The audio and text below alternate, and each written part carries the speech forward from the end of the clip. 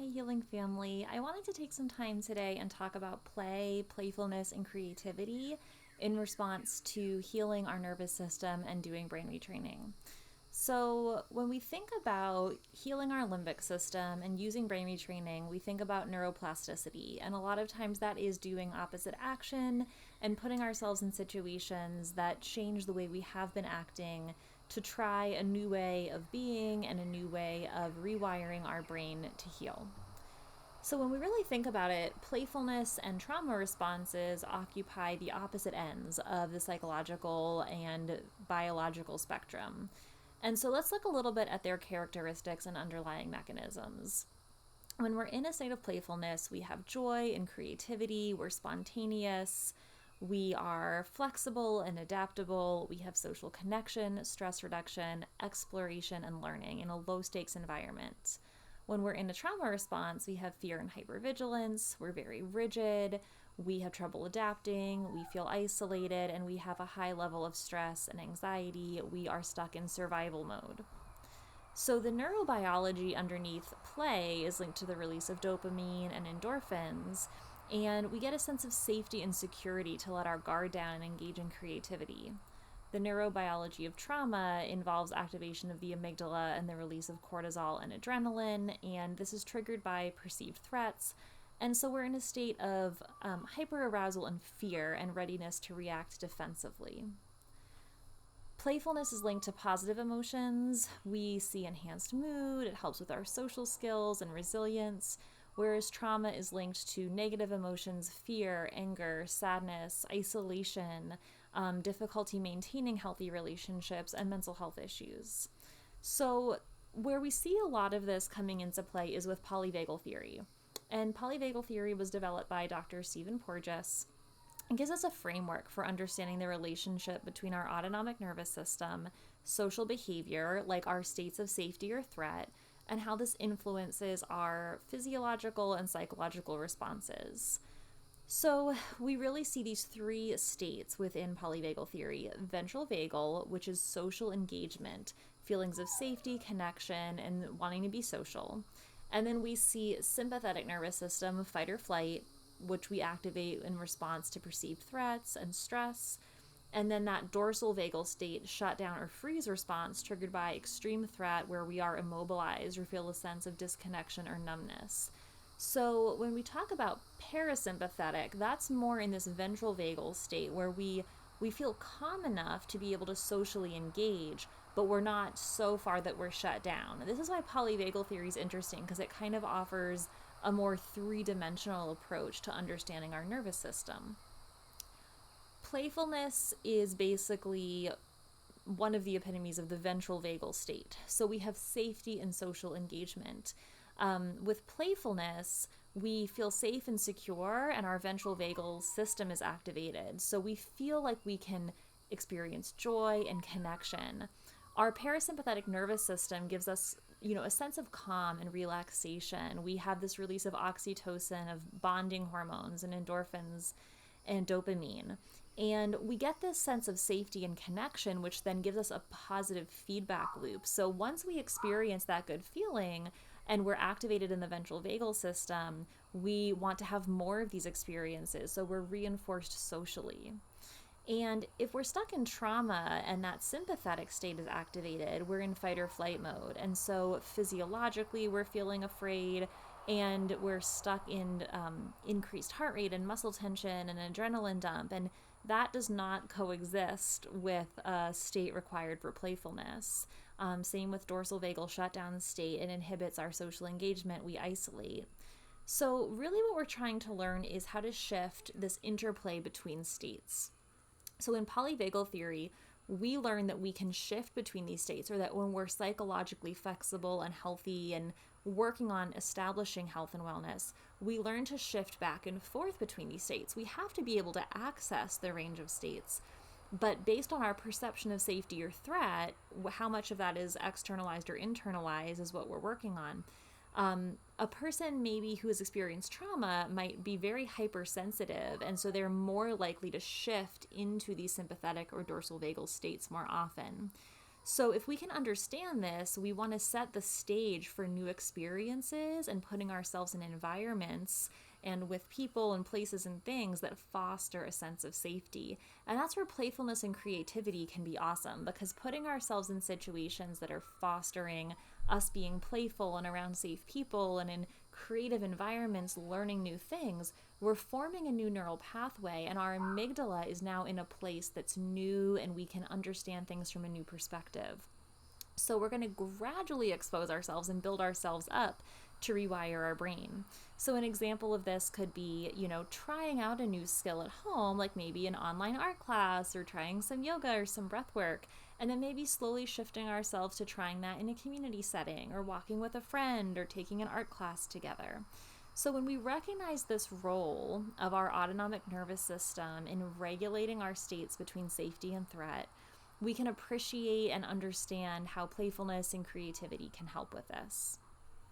So let's talk a little bit about the limbic system again here. So we know that the amygdala and hippocampus and hypothalamus controls our emotional responses, memory formation, and stress regulation, and how we respond to what we perceive as threats.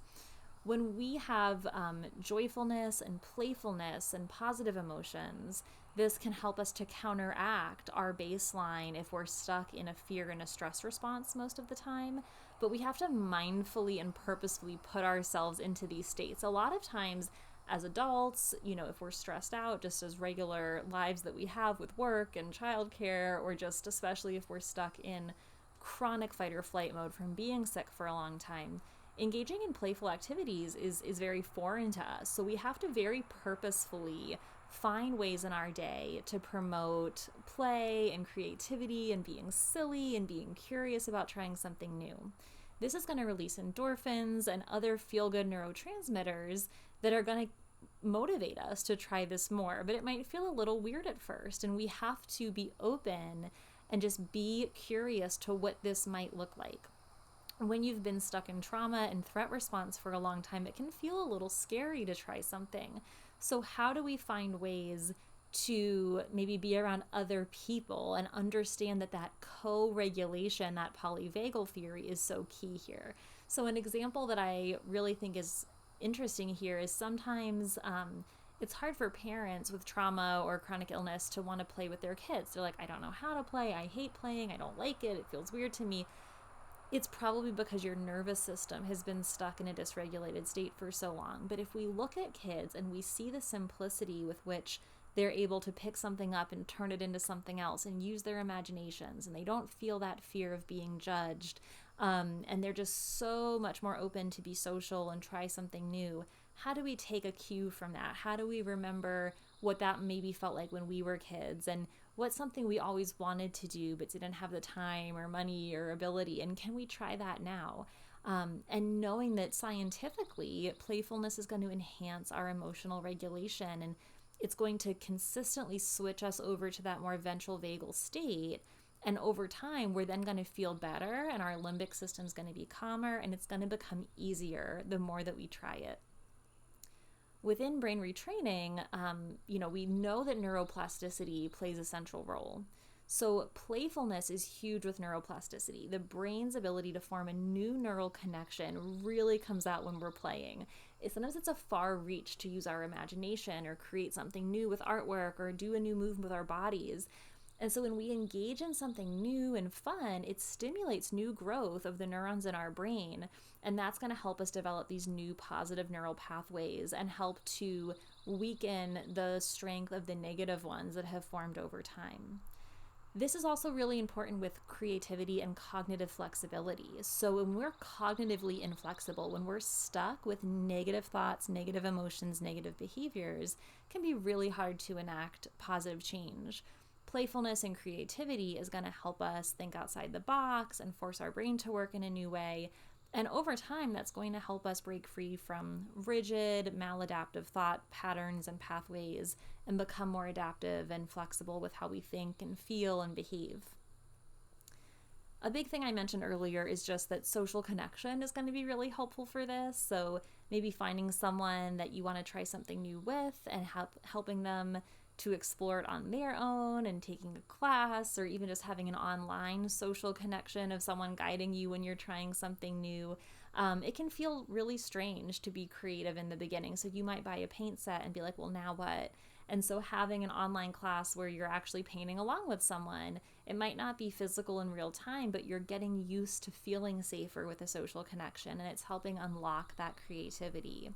It's also a really great distraction. So when we are dealing with chronic pain or illness, a lot of the times, part of what we're working on in brain retraining is just distracting ourselves, focusing on something new, because the less energy and time and reinforcement we give to those old pain and illness pathways, the more that we're strengthening a new pathway.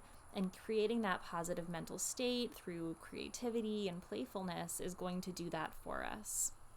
And sometimes we get tired of just doing mindfulness and meditation and breath work, and those are all super important, but why don't we make it more fun? Why don't we make it art and creative writing and painting and dancing and getting out in nature and making a creation with like leaves that you find or whatever it is? It's supposed to make it fun and different and encouraging. And so we need to really, think outside of the box. And when we foster ourselves and we create environments that promote playfulness, it makes a big difference, right? And even just how our environment looks, when we want to create a new experience and be joyful and be creative, we might set up different stations around our house to make that easier. So maybe we put our journal next to our bed, and we put a little watercolor set next to the table where we drink our morning coffee. And, we put on a little dance thing on YouTube and set up an open space on our carpet that we can move our body in a different way. But we want to make this something that's easy and accessible, that we can just jump in at any time. It doesn't have to be a huge thing where I plan it and I go to the class and I have to be nervous. Maybe over time, that's great to get out of your house and go and make a new group of friends because you go to the same dance class every week. Awesome. But we can start really small by just making this something accessible around the house. So I want you to take this first step to trying something new. Maybe we just take a different path on our walk today. Maybe we take just a pen and a piece of scratch paper while we're watching TV and start sketching down a little drawing, or we write out our affirmations but add colors or vibrant with our art, or we put on some music and start dancing. Whatever it is, I encourage you just to use our brain in a different way, move our body in a different way, form some new neural pathways in your brain. And comment below, let me know, how does the sense of creativity and joy and playfulness and being curious about experiencing something new impact your mental health and your healing journey? If you want to learn more about playfulness and creativity, I do have an ebook about this that's as part of my healing course, which you can find in the description below. Please make sure to subscribe to our channel and to like this video and comment if you want to see more things like this. I really enjoy talking to you all every week and helping on your healing journey and hearing your stories. So I hope you have an awesome day full of healing and love.